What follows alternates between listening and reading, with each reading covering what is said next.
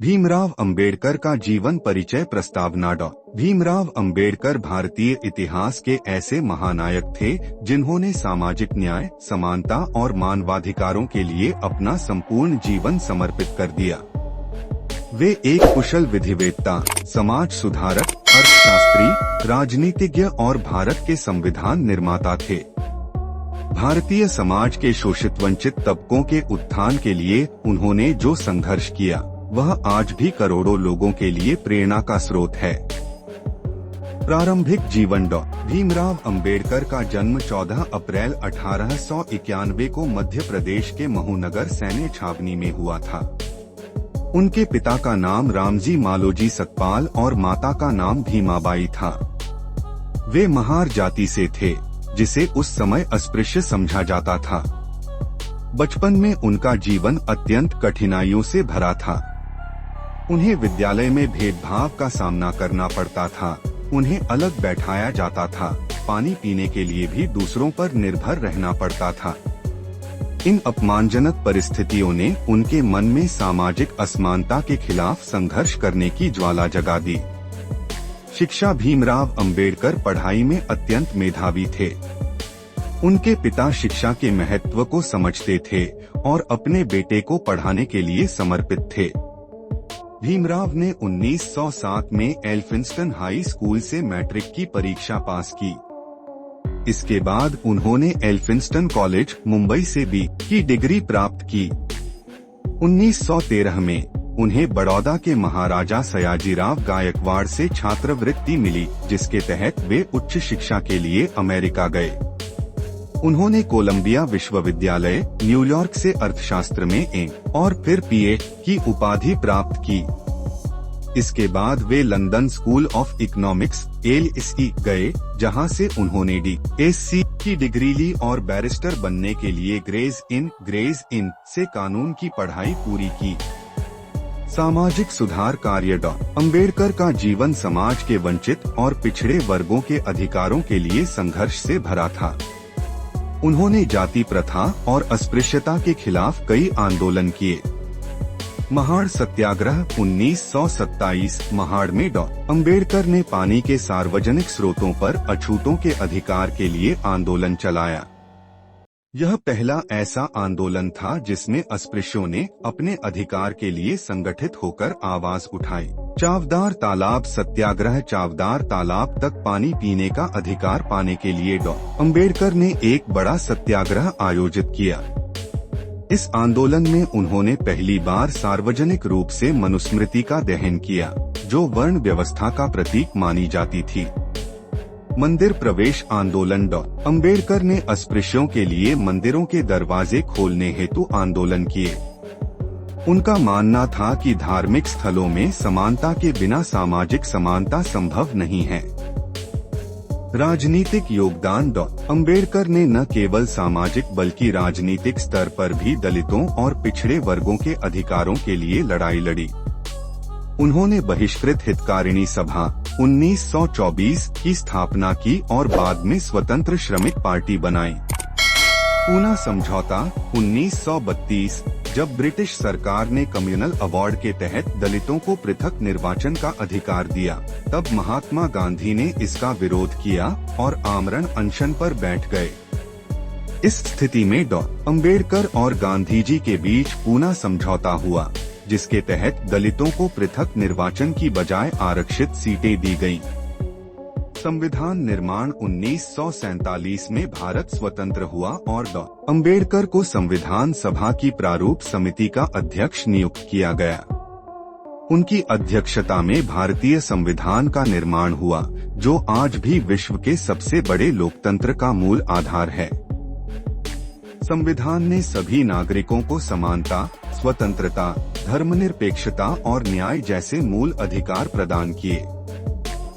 अंबेडकर ने संविधान में विशेष प्रावधान किए ताकि अनुसूचित जातियों, जनजातियों और अन्य पिछड़े वर्गों को सामाजिक और शैक्षिक न्याय मिल सके।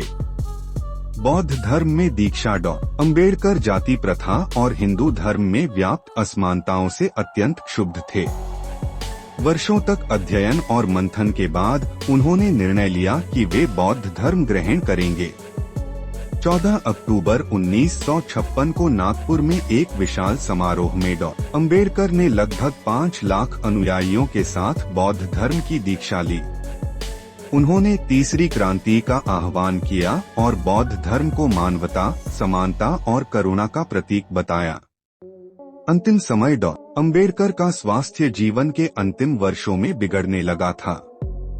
मधुमेह और अन्य बीमारियों से ग्रस्त रहते हुए भी वे लगातार काम करते रहे। उन्होंने द बुद्ध एंड हिज धम्म नामक पुस्तक भी लिखी, जो बौद्ध धर्म का सरल और व्यापक विवरण प्रस्तुत करती है। 6 दिसंबर 1956 को दिल्ली में उनका निधन हो गया। भारत सरकार ने उन्हें 1990 में मरणोपरांत भारत रत्न से सम्मानित किया। डॉ. अंबेडकर की विरासत। डॉ. भीमराव अंबेडकर आज भी सामाजिक न्याय और समानता के प्रतीक हैं।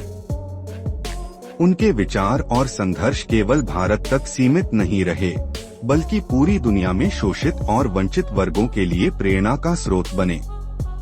उनके जीवन से हमें यह सीखने को मिलता है कि कठिन से कठिन परिस्थितियों में भी यदि व्यक्ति संकल्प, शिक्षा और संघर्ष के पथ पर अडिग रहे तो वह सामाजिक बदलाव ला सकता है। अगर आप चाहें तो मैं इसे और आगे विस्तार से डॉ. अंबेडकर के प्रमुख आंदोलन, उनकी लिखी किताबें, उनके प्रमुख विचार, शिक्षा नीति पर उनके विचार, अर्थशास्त्र में योगदान, डॉ. भीमराव अंबेडकर का जीवन परिचय। डॉ. अंबेडकर के प्रमुख आंदोलन। 1. महाड़ सत्याग्रह 1927। महाड़ सत्याग्रह भारत में सामाजिक समानता के संघर्ष का महत्वपूर्ण अध्याय था। डॉ. अंबेडकर ने इस आंदोलन के माध्यम से दलितों को समान नागरिक अधिकार दिलाने की दिशा में ऐतिहासिक पहल की। इस आंदोलन का मुख्य उद्देश्य था कि सार्वजनिक जल स्रोतों का उपयोग सभी के लिए समान रूप से हो। उन्होंने लोगों से कहा कि पानी पीने का अधिकार मानव का जन्मसिद्ध अधिकार है। महाड़ सत्याग्रह के दौरान ही डॉ. अंबेडकर ने मनुस्मृति का दहन किया, जो ब्राह्मणवादी सामाजिक व्यवस्था का प्रतीक मानी जाती थी। इससे उन्होंने स्पष्ट कर दिया कि वे सामाजिक विषमता के हर प्रतीक को चुनौती देने के लिए तैयार हैं। 2. नासिक का कालाराम मंदिर सत्याग्रह 1930। कालाराम मंदिर सत्याग्रह का आयोजन नासिक में किया गया था। इस आंदोलन का उद्देश्य मंदिर में दलितों के प्रवेश का अधिकार प्राप्त करना था। अंबेडकर का मानना था कि जब तक धार्मिक समानता नहीं होगी, तब तक सामाजिक समानता भी संभव नहीं है। यह आंदोलन वर्षों तक चला और इसमें हजारों दलितों ने भाग लिया।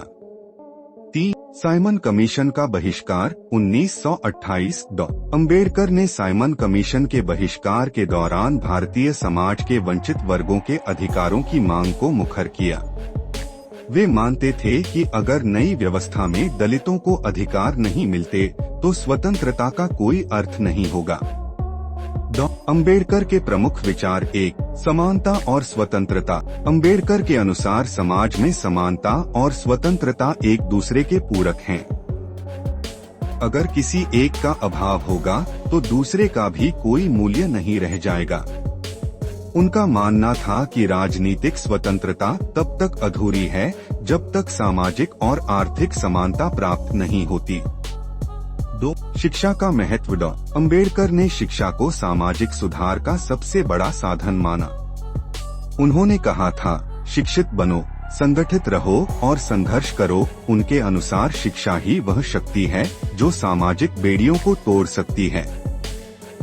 3. धर्म और सामाजिक न्याय। अंबेडकर ने धर्म को सामाजिक न्याय के सिद्धांत के साथ जोड़कर देखा।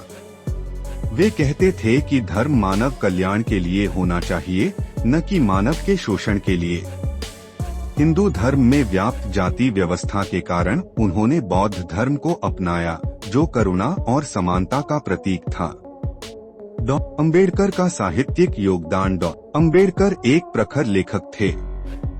उन्होंने कई पुस्तकें लिखीं, जिनमें से कुछ प्रमुख हैं। पुस्तक विषयवस्तु एनिहिलेशन ऑफ कास्ट, जाति का उन्मूलन, जाति व्यवस्था का कठोर आलोचना, द बुद्ध एंड हिज धम्म, बौद्ध धर्म का दर्शन और व्याख्या, थॉट्स ऑन लिंग्विस्टिक स्टेट्स, भाषाई राज्यों के गठन पर विचार, द प्रॉब्लम ऑफ रूपी, भारतीय मुद्रा और आर्थिक समस्याओं पर लेखन, हु वेयर द शूद्राज, शूद्रों की ऐतिहासिक उत्पत्ति और स्थिति एनिहिलेशन ऑफ कास्ट नामक उनके भाषण को आरंभ में एक सम्मेलन में पढ़ने से मना कर दिया गया था, क्योंकि उसमें जाति व्यवस्था की कटु आलोचना थी। बाद में उन्होंने इसे स्वतंत्र रूप से प्रकाशित किया और यह आज भी क्रांतिकारी दस्तावेज माना जाता है। डॉ. अंबेडकर और महिला सशक्तिकरण। डॉ. अंबेडकर महिलाओं के अधिकारों के भी बड़े समर्थक थे। उन्होंने संविधान में महिलाओं को समान अधिकार दिलाने के लिए संघर्ष किया। हिंदू कोड बिल के माध्यम से महिलाओं को संपत्ति का अधिकार, तलाक और उत्तराधिकार के अधिकार दिलाने का प्रयास किया।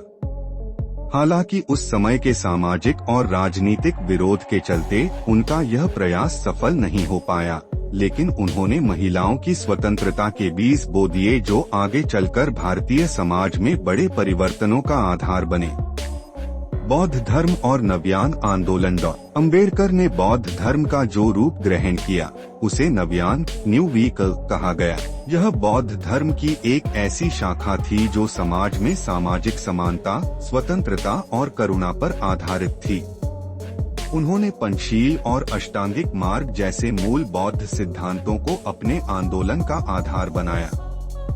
दीक्षा के समय डॉ. अंबेडकर ने 22 प्रतिज्ञाएं 22 वोस दिलवाई, जिनमें जाति व्यवस्था और हिंदू देवी देवताओं का परित्याग शामिल था। डॉ. अंबेडकर के प्रेरक उद्धरण जीवन लंबा नहीं, महान होना चाहिए। जो समाज अपने बच्चों को शिक्षा नहीं देता, वह समाज खुद अपना भविष्य खो देता है।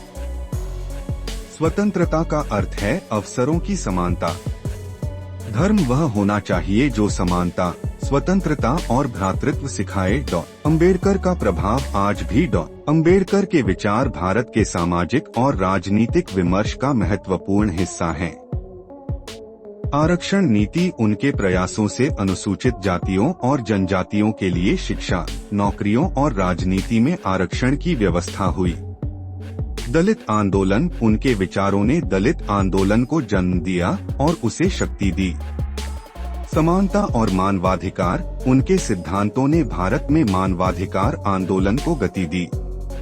उनकी जयंती 14 अप्रैल आज अंतर्राष्ट्रीय समानता दिवस के रूप में भी मनाई जाती है। डॉ. अंबेडकर की जीवन से सीख उनके सम्मान और स्मारक। डॉ. अंबेडकर के जीवन से प्रमुख सीख। डॉ. अंबेडकर का जीवन संघर्ष, संकल्प और समाज सुधार का प्रतीक है। उनके जीवन से हम कई महत्वपूर्ण शिक्षाएं प्राप्त कर सकते हैं। 1. शिक्षा की अनिवार्यता। डॉ. अंबेडकर के लिए शिक्षा केवल ज्ञान प्राप्ति का साधन नहीं थी, बल्कि आत्मसम्मान और सामाजिक परिवर्तन का हथियार थी। उनका प्रसिद्ध नारा शिक्षित बनो इस बात का प्रमाण है कि वे समाज के सबसे वंचित वर्ग को आत्मनिर्भर बनाना चाहते थे। 2. स्वाभिमान और आत्मसम्मान। अंबेडकर ने सिखाया कि कोई भी जाति या धर्म किसी भी व्यक्ति को नीचा दिखाने का अधिकार नहीं रखता। उन्होंने जीवन भर दलितों को यह संदेश दिया कि आत्मसम्मान के बिना कोई भी जाति या समुदाय तरक्की नहीं कर सकता। 3. संघर्ष की आवश्यकता। समाज में परिवर्तन लाने के लिए केवल विचार नहीं, बल्कि निरंतर संघर्ष भी आवश्यक है। अंबेडकर ने कठिन परिस्थितियों में भी हार नहीं मानी और हर अन्याय के खिलाफ डटकर लड़े। 4. संविधान और कानून का पालन। अंबेडकर ने हमेशा कानून के दायरे में रहकर सामाजिक परिवर्तन की बात की। उन्होंने संविधान के माध्यम से शोषितों को अधिकार दिलाए, जो आज भी भारतीय लोकतंत्र की रीढ़ हैं। डॉ. अंबेडकर को प्राप्त सम्मान और पुरस्कार। डॉ. अंबेडकर को उनके कार्यों के लिए कई बड़े सम्मान प्राप्त हुए। कुछ प्रमुख सम्मान इस प्रकार हैं। भारत रत्न 1990 मरणोपरांत भारत सरकार ने डॉ. अंबेडकर को देश का सर्वोच्च नागरिक सम्मान भारत रत्न प्रदान किया। विश्व प्रसिद्ध व्यक्तित्व। 2012 में कोलंबिया विश्वविद्यालय और लंदन स्कूल ऑफ इकोनॉमिक्स ने उन्हें विश्व के महानतम मानवाधिकार नेताओं में शामिल किया। भारतीय संसद में सम्मान। भारतीय संसद में उनके योगदान को याद करते हुए उनकी प्रतिमा स्थापित की गई है। राष्ट्रीय स्मारक। 14 अप्रैल को देश भर में उनकी जयंती अंबेडकर जयंती के रूप में मनाई जाती है। चैत्यभूमि मुंबई, जहां हर वर्ष लाखों श्रद्धालु अम्बेडकर को श्रद्धांजलि देने पहुंचते हैं। अम्बेडकर पर आधारित स्मारक और संस्थान। अम्बेडकर की याद में भारत में कई स्मारक और संस्थान बनाए गए हैं। भीम जन्मभूमि महू, मध्य प्रदेश, यहाँ अम्बेडकर का जन्म हुआ था। भीम स्मृति स्थल दिल्ली, उनका निवास स्थान जिसे संग्रहालय के रूप में विकसित किया गया है। भीम स्मारक लंदन, जहाँ वे पढ़ाई के दौरान रहे थे, अब इसे संग्रहालय में बदल दिया गया है। अम्बेडकर विश्वविद्यालय दिल्ली और महाराष्ट्र, उनके विचारों पर आधारित उच्च शिक्षा के केंद्र। अम्बेडकर पर आधारित फिल्में और साहित्य। अम्बेडकर के जीवन पर कई फिल्में, नाटक और पुस्तकें भी बनी हैं।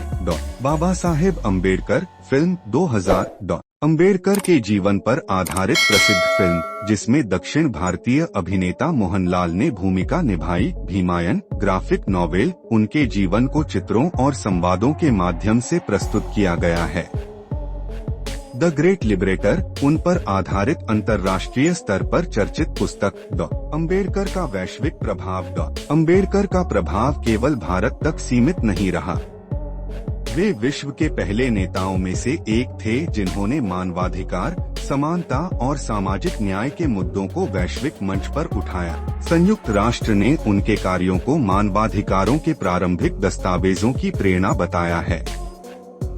दक्षिण अफ्रीका में रंगभेद विरोधी आंदोलन से जुड़े कई नेताओं ने अम्बेडकर के विचारों से प्रेरणा ली।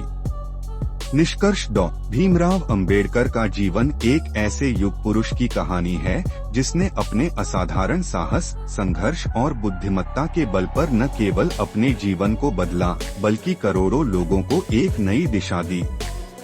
उन्होंने भारतीय समाज में व्याप्त असमानताओं और अन्याय के विरुद्ध आजीवन संघर्ष किया और एक ऐसे भारत की नींव रखी जो समानता, स्वतंत्रता और भ्रातृत्व के आदर्शों पर खड़ा हो। अम्बेडकर केवल एक नेता नहीं, बल्कि एक विचारधारा है जो आज भी समाज में जीवंत है और आगे भी आने वाली पीढ़ियों के लिए प्रेरणा स्रोत बनी रहेगी। उनका संदेश आज भी गूंजता है, यदि आप सामाजिक अन्याय के खिलाफ नहीं लड़ते, तो आप उसे बढ़ावा दे रहे हैं।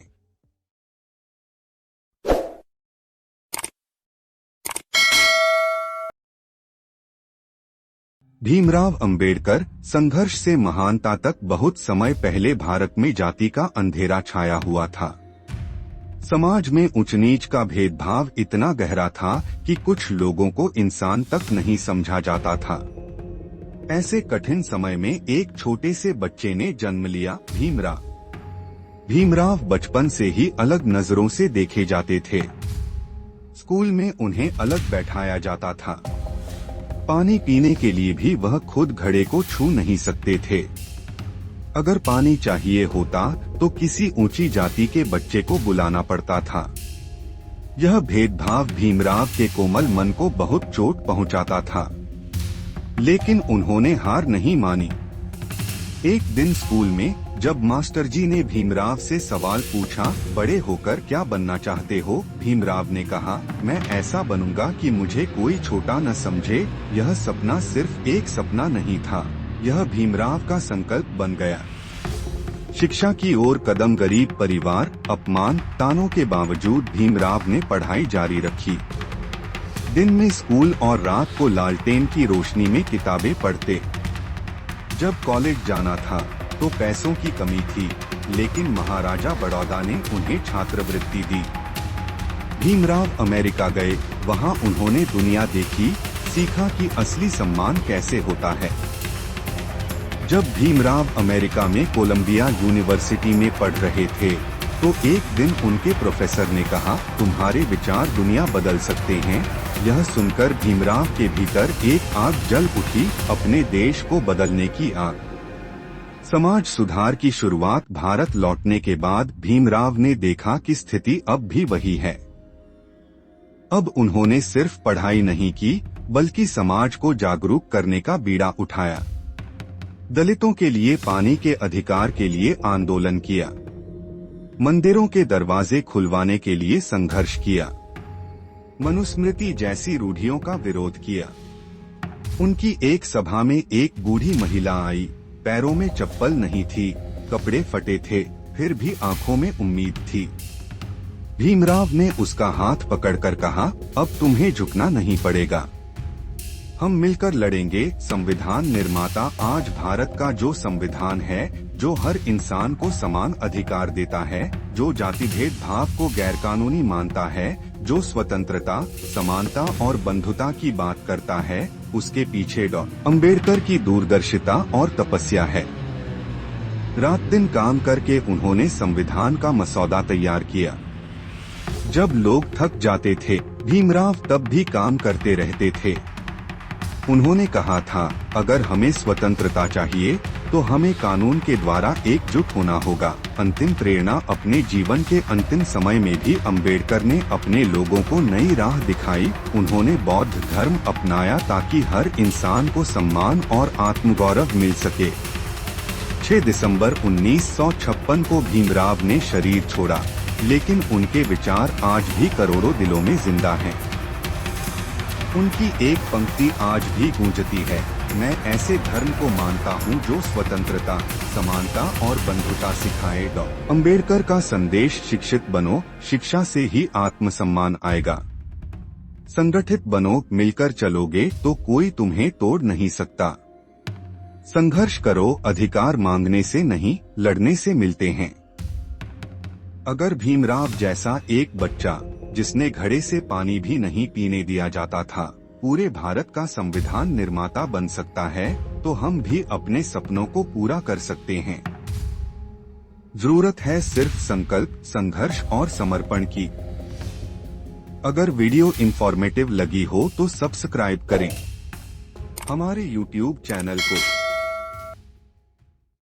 बहुजन के विधाता, हम सबके मुक्तिदाता, वंचितों के ढाल, ज्ञान का मिसाल, नारी उद्धारक, समाज सुधारक, इतिहास के पाथी, किताबों के साथी, निडर, निर्भीक, धैर्यवान, उच्च कोटि के विद्वान, symbol of knowledge, leader of गोलमेज, अर्थशास्त्र की जानकार, महान शिल्पकार, मनुस्मृति के नाशक, गौतम बुद्ध के उपासक, जातीयता के बेरी, इंसानियत के प्रहरी, वर्तमान और भविष्य की आवाज, विश्व के सरताज, कानून के ज्ञाता, संविधान के विधाता, बाबा साहेब डॉ भीमराव अंबेडकर जी को मैं रविमालविया कोटि कोटि नमन करता हूँ। जय भीम, जय भारत। बहुत समय पहले भारत की धरती पर एक ऐसा बच्चा जन्मा था जिसे समाज ने सिर्फ उसकी जाति के कारण अपमान और तिरस्कार दिया। स्कूल में उसे सबसे पीछे बैठाया जाता, पानी पीने के लिए दूसरों पर निर्भर रहना पड़ता और उसकी किताबों तक को अलग रखा जाता था। फिर भी वह बच्चा अपनी किताबों से दोस्ती कर बैठा। जब दूसरे बच्चे खेलते थे, वह चुपचाप पढ़ता रहता। उसके मन में एक आग जल रही थी, मैं अपने जैसे लाखों लोगों के लिए कुछ करूँगा। समाज ने उसे तोड़ने की बहुत कोशिश की, लेकिन वह हर चोट को अपने हौसले से सीने पर लेता रहा। उसकी आंखों में एक सपना था, ऐसा भारत बनाना जहाँ किसी को भी नीचा न समझा जाए। छोटे से गांव से निकला वह बच्चा एक दिन विदेश पहुंचा। वहां भी पैसे की तंगी थी, भूख थी, अकेलापन था, लेकिन हार नहीं थी। दिन में काम, रात में पढ़ाई, और फिर भी चेहरे पर एक सुकून कि वह अपने सपनों के करीब पहुंच रहा है। जब वह पढ़ाई पूरी कर भारत लौटा, तब भी राह आसान नहीं थी। लोगों ने उसे नीचा दिखाने की कोशिश की, लेकिन अब वह सिर्फ एक आम युवक नहीं था, वह अपने समाज की आवाज बन चुका था। उसने कहा, जो झुकता है उसे दुनिया और झुकाती है। अब हमें सिर ऊंचा करके चलना है। महाड़ के पानी के लिए आंदोलन हो या कालाराम मंदिर में प्रवेश का संघर्ष, हर जगह उसने निडरता से कहा, हमें भी जीने का अधिकार है, बराबरी का हक है। उसके पीछे हजारों लोग खड़े हो गए, जिनकी आंखों में भी अब उम्मीद थी। जब भारत आजाद हुआ तो उसी बच्चे को, जिसे कभी स्कूल में बैठने तक नहीं दिया जाता था, भारत का संविधान बनाने का जिम्मा सौंपा गया। उसने ऐसा संविधान लिखा जिसमें हर इंसान को बराबरी, आजादी और सम्मान का अधिकार मिला। लेकिन संघर्ष यहीं खत्म नहीं हुआ। समाज में फैली जड़ता को बदलने के लिए उन्होंने एक और क्रांति की। उन्होंने कहा, मैं उस धर्म को नहीं मान सकता जो इंसानों को छोटा बड़ा बनाए, और फिर लाखों लोगों के साथ बौद्ध धर्म अपनाया, एक नए युग की शुरुआत की। आखिर में थका हुआ शरीर और अपार संघर्षों का बोझ लेकर वह चला गया, लेकिन उसके विचार आज भी जिंदा हैं। हर बार जब कोई बच्चा स्कूल में बिना भेदभाव के पढ़ता है, हर बार जब कोई मजदूर अपने अधिकारों के लिए आवाज उठाता है, डॉ. अंबेडकर का सपना थोड़ा और साकार होता है। उनकी कहानी हमें सिखाती है कि परिस्थितियां चाहे जितनी भी कठिन हो, अगर हौसला और सपनों में जान हो तो इंसान अपने लिए ही नहीं, पूरी दुनिया के लिए रोशनी बन सकता है। दूसरा भाग, संघर्षों की आंधी में जब भीमराव अंबेडकर भारत लौटे, उनके पास डिग्रियां थीं, ज्ञान था और एक अपार जुनून था। लेकिन समाज ने उनका स्वागत फूलों से नहीं किया, बल्कि पुरानी सोच और भेदभाव से किया। किसी ने ताना मारा, पढ़ लिख कर भी क्या कर लोगे, जात तो वही रहेगी। अंबेडकर मुस्कुराए, पर उनके भीतर बवंडर उठने लगा। उन्होंने सोचा, अगर समाज को बदलना है तो सिर्फ किताबें नहीं, आंदोलन भी करना होगा। महाड़ सत्याग्रह, पानी के एक घूंट के लिए क्रांति। महाड़ नगर परिषद ने दलितों को सार्वजनिक पानी पीने का अधिकार दे दिया था, लेकिन जब दलित लोग पानी लेने गए तो ऊंची जाति के लोगों ने तालाब को अपवित्र कह दिया। तब अंबेडकर ने हजारों लोगों को एकत्र किया और कहा, अगर पानी पीना पाप है तो हम यह पाप बार बार करेंगे। लाखों की भीड़ के सामने अंबेडकर ने पहली बार खुलेआम अस्पृश्यता को चुनौती दी। यह कोई साधारण विरोध नहीं था, यह एक घोषणा थी कि दलित अब सिर झुकाकर नहीं जिएंगे। मनुस्मृति दहन, अन्याय की जड़ों को जलाना। अंबेडकर जानते थे कि जाति व्यवस्था की जड़ें धार्मिक ग्रंथों में थीं। इसलिए उन्होंने 1927 में मनुस्मृति का प्रतीकात्मक दहन किया। लोग दंग रह गए, कोई ग्रंथ को कैसे जला सकता है। लेकिन अंबेडकर ने कहा, अगर कोई किताब इंसानों के बीच भेदभाव को सही ठहराती है तो वह किताब इंसानियत की दुश्मन है। यह कदम साहस का प्रतीक बन गया, एक चिंगारी जिसने आने वाले समय में आग बना दी। राजनीति में प्रवेश, संघर्षों का नया मोर्चा। अंबेडकर जानते थे कि सिर्फ सामाजिक आंदोलन से परिवर्तन अधूरा रहेगा, जब तक कि कानून भी बदल न जाए। उन्होंने अपनी पार्टी इंडिपेंडेंट लेबर पार्टी बनाई और मजदूरों, दलितों और किसानों के लिए आवाज उठाई।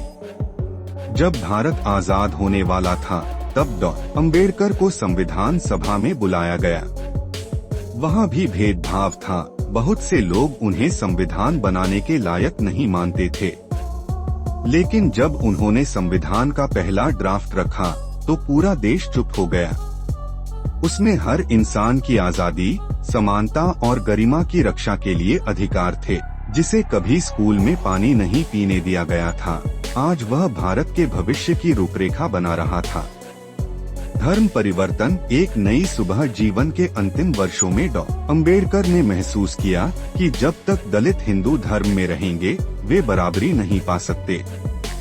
उन्होंने लाखों अनुयायियों के साथ बौद्ध धर्म अपनाया। उनके शब्द गूंजे, मैं हिंदू धर्म में पैदा हुआ हूँ, यह मेरे वश में नहीं था, लेकिन हिंदू होकर मरूंगा नहीं, यह मेरे हाथ में है। यह केवल उनका व्यक्तिगत निर्णय नहीं था, यह एक क्रांति थी जिसने दलित चेतना को नया आयाम दिया। 6 दिसंबर 1956 को डॉ. अंबेडकर इस दुनिया को छोड़ गए, लेकिन उनकी कहानी, उनके सपने, उनकी आवाज आज भी जीवित है। जब कोई बच्चा पहली बार स्कूल जाता है बिना भेदभाव के, जब कोई मजदूर अपने अधिकार के लिए आवाज उठाता है, जब कोई महिला समानता की मांग करती है, वहाँ डॉ. अंबेडकर का संघर्ष, उनकी आत्मा बोलती है। उनकी जिंदगी हमें सिखाती है, संघर्ष करो, चाहे राह जितनी कठिन हो, क्योंकि तुम्हारा संघर्ष सिर्फ तुम्हें नहीं, पूरी आने वाली पीढ़ियों को रोशनी देगा।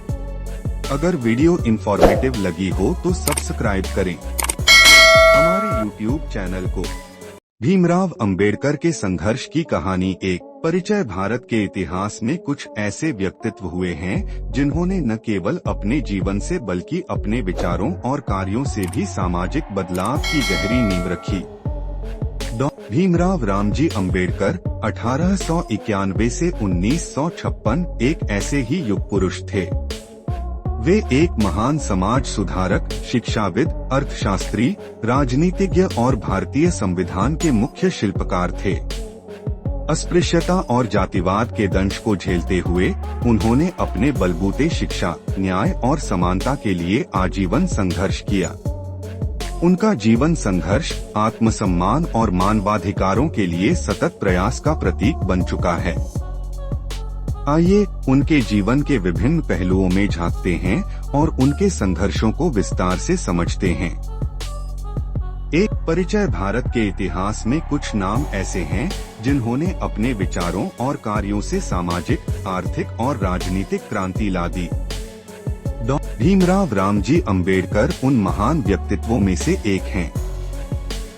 वे न केवल एक समाज सुधारक थे बल्कि एक ऐसे नेता थे जिन्होंने भारत के दलित वर्ग को आवाज दी। उनका जीवन संघर्ष शिक्षा के प्रति दृढ़ संकल्प और समानता की लड़ाई का अद्भुत उदाहरण है। अंबेडकर का सपना था एक ऐसा भारत जहां हर व्यक्ति को जाति, धर्म या लिंग के आधार पर भेदभाव का सामना न करना पड़े। 2. प्रारंभिक जीवन और शिक्षा में संघर्ष। बचपन की पीड़ा। भीमराव अंबेडकर का जन्म 14 अप्रैल 1891 को मध्य प्रदेश के महू नामक स्थान पर हुआ था। वे महार जाति से थे, जिसे समाज में अछूत माना जाता था। उनका परिवार सामाजिक रूप से निम्न समझा जाता था और उन्हें रोज अपमान और भेदभाव झेलना पड़ता था। बचपन में स्कूल में उन्हें सबसे पीछे बैठने को मजबूर किया जाता था। न तो शिक्षक उन्हें छूते थे और न ही अन्य विद्यार्थी उनके साथ बैठते थे। पानी पीने के लिए भी कोई उन्हें बर्तन नहीं देता था। कई बार प्यासा रहना पड़ता था। शिक्षा की ओर बढ़ता कदम। डॉ. अंबेडकर ने प्रतिकूल परिस्थितियों के बावजूद पढ़ाई जारी रखी। वे पढ़ाई में अत्यंत प्रतिभाशाली थे। उनके पिता रामजी मालोजी सतपाल, जो सेना में थे, ने उन्हें शिक्षा का महत्व समझाया था। भीमराव ने एल्फिंस्टन हाई स्कूल से शिक्षा ग्रहण की। 1897 में उनका परिवार मुंबई चला गया, जहां उन्हें शिक्षा का बेहतर अवसर मिला। 1912 में उन्होंने बॉम्बे विश्वविद्यालय से अर्थशास्त्र और राजनीति शास्त्र में स्नातक की डिग्री ली। इसके बाद उन्हें बड़ौदा के महाराजा सयाजीराव गायकवाड़ से छात्रवृत्ति मिली और वे उच्च शिक्षा के लिए अमेरिका चले गए। विदेशों में शिक्षा। भीमराव ने कोलंबिया विश्वविद्यालय, अमेरिका से अर्थशास्त्र में एम और फिर पीएचडी की। इसके बाद वे London School of Economics (LSE) गए और वहां से भी उच्च शिक्षा प्राप्त की। इतनी ऊंची शिक्षा के बावजूद जब वे भारत लौटे तो उन्हें अपनी जाति के कारण नौकरी पाने में अपार कठिनाइयों का सामना करना पड़ा। 3. समाज में जातिवाद के खिलाफ संघर्ष। बड़ौदा में अपमान। भारत लौटने के बाद डॉ. अंबेडकर को बड़ौदा राज्य में एक उच्च पद मिला, लेकिन वहां भी उन्हें जाति के कारण अपमान सहना पड़ा। किसी ने उन्हें रहने के लिए घर नहीं दिया। खाने पीने में भेदभाव किया गया। इस घटना ने उनके मन में दलितों के उद्धार के लिए समर्पित होने का संकल्प और भी दृढ़ कर दिया। अस्पृश्यता के खिलाफ आंदोलन। 1920 के दशक में उन्होंने बहिष्कृत हितकारिणी सभा की स्थापना की, जिसका उद्देश्य दलितों में शिक्षा का प्रचार करना और उनके अधिकारों की रक्षा करना था। 1927 में उन्होंने चवदार तालाब सत्याग्रह किया ताकि दलितों को सार्वजनिक पानी के स्रोतों का उपयोग करने का अधिकार मिल सके। उन्होंने मनुस्मृति जैसे ग्रंथों के प्रतीकात्मक दहन का भी नेतृत्व किया, जो जातिवादी व्यवस्था को समर्थन देते थे। मंदिर प्रवेश आंदोलन। डॉ. अंबेडकर ने दलितों के मंदिर प्रवेश के अधिकार के लिए भी आंदोलन किया। 1930 के दशक में कालाराम मंदिर आंदोलन बहुत प्रसिद्ध हुआ, जिसमें दलितों को मंदिर में प्रवेश दिलाने के लिए संघर्ष किया गया। 4 राजनीतिक जीवन और संविधान निर्माण। गोलमेज सम्मेलन 1930 के दशक में अम्बेडकर को लंदन में आयोजित गोलमेज सम्मेलनों में भाग लेने के लिए आमंत्रित किया गया। उन्होंने वहां दलितों के लिए अलग निर्वाचक मंडल सेपरेट इलेक्टोरेट की मांग उठाई। महात्मा गांधी ने इसका विरोध किया, जिसके बाद पूना समझौता हुआ, जिसमें दलितों को आरक्षण का वादा किया गया। भारतीय संविधान के निर्माता भारत के स्वतंत्र होने के बाद अम्बेडकर को संविधान सभा की मसौदा समिति ड्राफ्टिंग कमेटी का अध्यक्ष बनाया गया। उनके नेतृत्व में भारत का संविधान तैयार हुआ, जिसमें समानता, स्वतंत्रता, बंधुत्व और न्याय को सर्वोच्च स्थान दिया गया। 26 जनवरी 1950 को भारत का संविधान लागू हुआ और अम्बेडकर को भारतीय संविधान का जनक कहा गया। राजनीति में योगदान। अम्बेडकर ने शेड्यूल्ड कास्ट फेडरेशन और बाद में रिपब्लिकन पार्टी ऑफ इंडिया की स्थापना की। वे स्वतंत्र भारत के पहले कानून मंत्री भी बने। हालांकि बाद में वे नेहरू सरकार से मतभेद के कारण इस्तीफा दे बैठे, विशेष रूप से हिंदू कोड बिल के कमजोर पड़ने के कारण। 5 बौद्ध धर्म में दीक्षा और अंतिम वर्ष धर्म परिवर्तन का निर्णय। अम्बेडकर का मानना था कि हिंदू धर्म की जाति व्यवस्था से मुक्ति पाना असंभव है। उन्होंने 1956 में नागपुर में लाखों अनुयायियों के साथ बौद्ध धर्म की दीक्षा ली। यह भारतीय इतिहास का एक ऐतिहासिक क्षण था। उन्होंने 21 प्रतिज्ञाएं ली, जिसमें ब्राह्मणवाद और जातिवाद का त्याग किया गया। अंतिम समय धर्म परिवर्तन के कुछ ही महीनों बाद 6 दिसंबर 1956 को अम्बेडकर का निधन हो गया। उनकी मृत्यु के बाद भी उनके विचार और आदर्श करोड़ों भारतीयों के लिए प्रेरणा स्रोत बने हुए हैं। 6 अम्बेडकर की विरासत। अम्बेडकर का प्रभाव भारतीय समाज पर अमिट है। उनके विचार आज भी समानता, शिक्षा और न्याय के मार्गदर्शन में उपयोगी हैं। भारत सरकार ने उन्हें 1990 में मरणोपरांत भारत रत्न से सम्मानित किया। आज देश भर में उनकी स्मृतियों को संजोने के लिए स्मारक, विश्वविद्यालय और संस्थान स्थापित किए गए हैं। उनकी लिखी किताबें जैसे annihilation of caste, the Buddha and his Dhamma और थॉट्स ऑन लिंग्विस्टिक स्टेट्स आज भी सामाजिक और राजनीतिक विमर्श के केंद्र में हैं। 7 निष्कर्ष। भीमराव अंबेडकर का जीवन संघर्ष, शिक्षा और सामाजिक न्याय के लिए एक सतत प्रेरणा है। उन्होंने यह दिखाया कि यदि संकल्प मजबूत हो तो कोई भी कठिनाई व्यक्ति को उसकी मंजिल से रोक नहीं सकती। उनकी जीवन यात्रा बताती है कि बदलाव लाने के लिए केवल शिकायत करना काफी नहीं है, बल्कि साहसिक कदम उठाने पड़ते हैं। अम्बेडकर ने न केवल अपने लिए बल्कि करोड़ों वंचितों के लिए रास्ता बनाया। उनकी प्रेरणा से आज भी लाखों लोग अन्याय के खिलाफ लड़ने की हिम्मत पाते हैं और समाज में समानता और बंधुत्व के आदर्शों को आगे बढ़ा रहे हैं।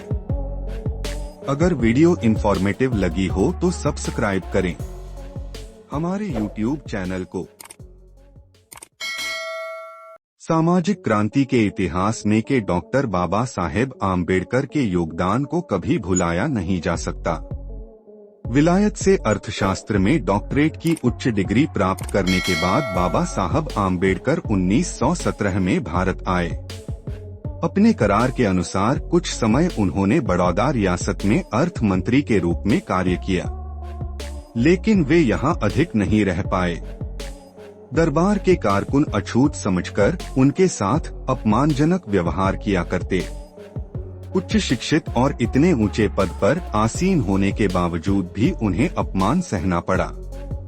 बाबा साहब आम्बेडकर का मुंबई आगमन दरबार की नौकरी छोड़कर उसी वर्ष वे मुंबई लौट आए। जल्द ही मुंबई के सिडनहम कॉलेज में पॉलिटिकल इकोनॉमिक के प्राध्यापक के रूप में उनका चयन हो गया। बाबा साहब अपने समय के सबसे अधिक शिक्षित व्यक्तियों में से एक थे। इसके बावजूद स्वयं उन्हें कई बार जाति के नाम पर अपमानित होना पड़ा था। दलितों के इस उत्पीड़न को बाबा साहब ने बहुत करीब से देखा और महसूस किया था। वे जानते थे कि देश में सदियों से अछूत कहकर दलितों का सामाजिक बहिष्कार किया जाता रहा है। उन्हें आज भी अस्पृश्य समझा जाता है।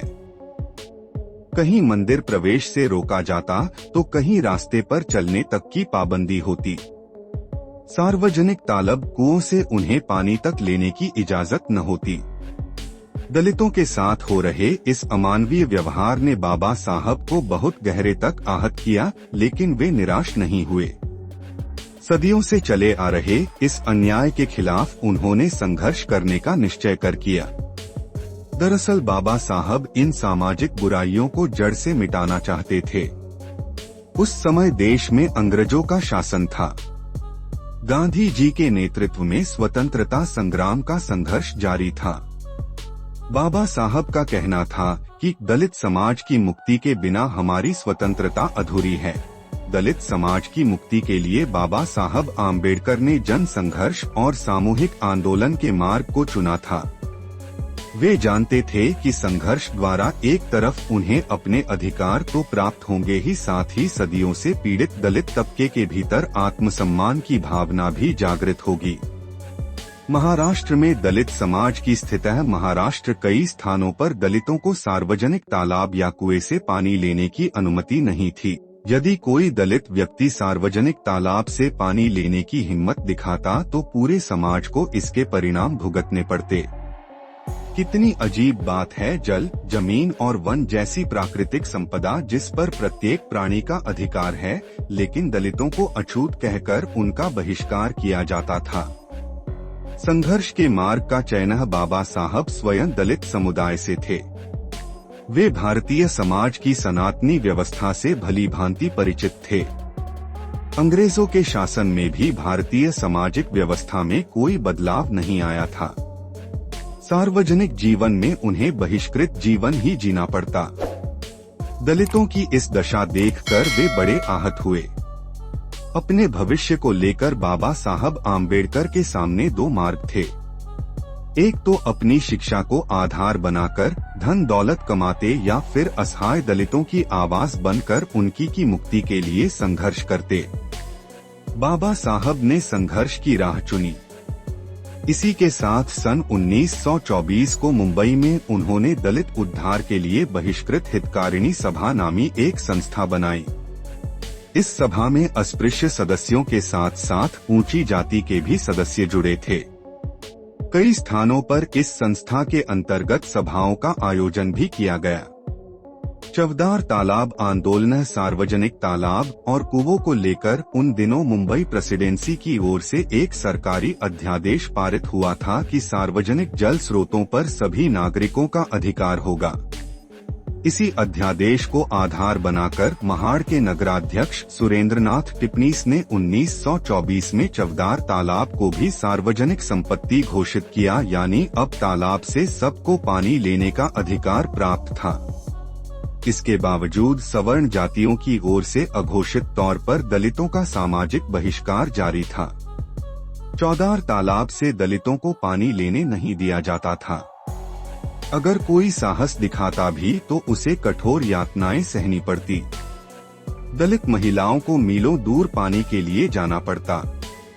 महाड़ आने का निमंत्रण नगर अध्यक्ष सुरेंद्र नाथ टिप्पणीस ने बाबा साहब को महाड़ आने का निमंत्रण दिया ताकि उनके हाथों इस तालाब को आम लोगों को समर्पित किया जाए। बाबा साहब ने यह निमंत्रण स्वीकार किया। बाबा साहब 2 महीने पहले ही जनवरी 1924 को इस क्षेत्र में पहुंच गए। उनके यहां पहुंचते ही स्थानीय दलितों में उत्साह और जोश था। बाबा साहब महाड़ की इस भूमि से भली भांति परिचित थे। महार जाति के बहुत से लोग ब्रिटिश सेना से जुड़े थे। सेना से मुक्त होने के बाद वे यहाँ बड़ी संख्या में आबाद थे। बाबा साहब को सत्याग्रह के लिए ऐसे ही अनुशासित लोगों की जरूरत थी। बाबा साहब घूम घूम कर स्थानीय लोगों से संवाद स्थापित किया, उनकी समस्याओं को समझा। उनके साथ स्थानीय दलित नेता मोरे का सहयोग बाबा साहब को मिलता रहा। गांव-गांव घूमकर वे लोगों को अपने अधिकारों के प्रति जागृत करते जाते। लोगों के मन पर बाबा साहब की बातों का गहरा प्रभाव होने लगा। धीरे धीरे हजारों की संख्या में लोग चौदार तालाब आंदोलन से जुड़ने लगे। बाबा साहब का कहना था कि जिस तालाब से ऊंची जाति के लोग पानी पी सकते हैं, यहाँ तक कि पशु के पानी पीने पर भी किसी को एतराज नहीं, ऐसी सूरत में भला दलितों को इस अधिकार से कैसे दूर रखा जा सकता है। प्राकृतिक संसाधनों पर प्रत्येक मनुष्य का एक जैसा अधिकार है, चाहे वो फिर किसी भी जाति धर्म क्यों न हो। सभी वर्गों का समर्थन है। महाड़ आंदोलन का एक तरफ जहां स्थानीय सनातनी हिंदू विरोध कर रहे थे, वहीं दलितों के साथ साथ समाज के एक बड़े वर्ग का इस आंदोलन को समर्थन भी प्राप्त था। काजी हुसैन ने आगे बढ़कर अपनी जमीन आंदोलनकारियों को ठहरने के लिए उपलब्ध करवाई। वहीं दूसरी तरफ डॉ. सुरेंद्रनाथ टिपनिस, गंगाधर नीलकंठ सहस्त्रबुद्धे और अनंत विनायक चित्रे, कायस्थ प्रभु जैसे सवर्ण समाज के लोग भी डॉक्टर आम्बेडकर की सहायता के लिए आगे आए। महाड़ सत्याग्रह की शुरुआत 20 मार्च 1927 वह ऐतिहासिक दिन है जब बाबा साहब आम्बेडकर ने हजारों दलितों को साथ लेकर सत्याग्रह किया। इस आंदोलन का पूरा स्वरूप अहिंसात्मक था। निश्चित समय पर बाबा साहब आम्बेडकर चौदार तालाब पर पहुँचे, अपनी अंजुली से इस तालाब का जायकेदार जल ग्रहण किया। चौदार यानी स्वादिष्ट। इस तरह बाबा साहब के साथ सैकड़ों दलित समाज ने भी सैकड़ों वर्षों की गुलामी की बेड़ियों को तोड़कर तालाब का चौदार यानी मीठा जल ग्रहण किया। चवदार तालाब आंदोलन का महत्व। महाड़ के चवदार तालाब आंदोलन का महत्व इसलिए भी अधिक है क्योंकि भारत के इतिहास में दलितों ने पहली बार किसी दलित समाज के नेतृत्व में जन संघर्ष और सत्याग्रह के द्वारा अपने अधिकारों को प्राप्त किया था। बाबा साहब द्वारा किया गया यह सत्याग्रह केवल पानी के अधिकार तक ही सीमित नहीं था। उनका कहना था कि प्रत्येक मनुष्य को जमीन, जंगल, पर्वत, पेड़, सूर्य और आकाश पर बराबर का हक हासिल है। यह कभी किसी की निजी मिल्कियत नहीं हो सकती। आधुनिक भारत के इतिहास में महाड़ चवदार तालाब के आंदोलन का महत्व इसलिए भी है क्योंकि इस आंदोलन के बाद ही दलित समाज के भीतर नवचेतना का विकास हुआ। या यूं कह सकते हैं कि चौदार तालाब के आंदोलन के बाद ही दलित प्रश्न भारतीय राजनीति के केंद्र में आने लगे।